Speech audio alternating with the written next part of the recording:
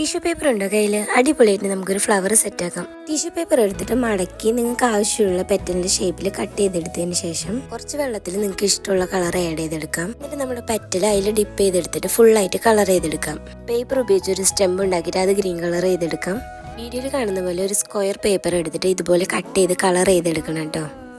Petals ഒക്കെ നന്നായി ഉണക്കിയെടുത്തതിന് ശേഷം ഓരോന്നായി വിടിയിച്ചെടുക്കാം. നനച്ച സമയത്ത് വിടിയിച്ചെടുത്തിട്ടുണ്ടെങ്കിൽ കീറിപ്പോവാനായിട്ട് ചാൻസ് കൂടുതലാണ്. ടിഷ്യൂ പേപ്പർ എടുത്തിട്ട് ഇതുപോലെ റോൾ ചെയ്തിട്ട് നമുക്ക് നമ്മുടെ സ്റ്റെമ്പിന് മുകളിലായിട്ട് വെച്ചു കൊടുക്കാം. സെൻറ്റർ ഭാഗമായിട്ട് നമ്മുടെ യെല്ലോ കളർ ചെയ്ത പേപ്പർ ഇതുപോലെ ആക്കിയിട്ട് നമുക്ക് ഇവിടെ ഒന്ന് ഒട്ടിച്ചു കൊടുക്കാം.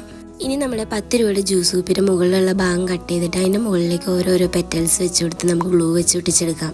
ഇപ്പോൾ തന്നെ അടിപൊളിയായിരുന്നു കാണാനായിട്ട്. ഇനി നമുക്ക് നമ്മുടെ സ്റ്റെമ്പിലേക്ക് സെറ്റ് ചെയ്തെടുക്കാം. പെറ്റൽസ് ഒക്കെ ഓരോന്നായിട്ട് ഇതിലേക്ക് ഒട്ടിച്ചെടുക്കണം കേട്ടോ. ലീഫും കൂടി സെറ്റ് ചെയ്ത് കഴിഞ്ഞാൽ നമ്മുടെ ഫ്ലവർ റെഡി. വീഡിയോ ഇഷ്ടപ്പെട്ടാൽ ലൈക്ക് ചെയ്യാനും കൂടുതൽ വീഡിയോയ്ക്ക് വേണ്ടി സബ്സ്ക്രൈബും ഫോളോയും ചെയ്ത് സപ്പോർട്ട് ചെയ്യാനും മറക്കല്ലേ.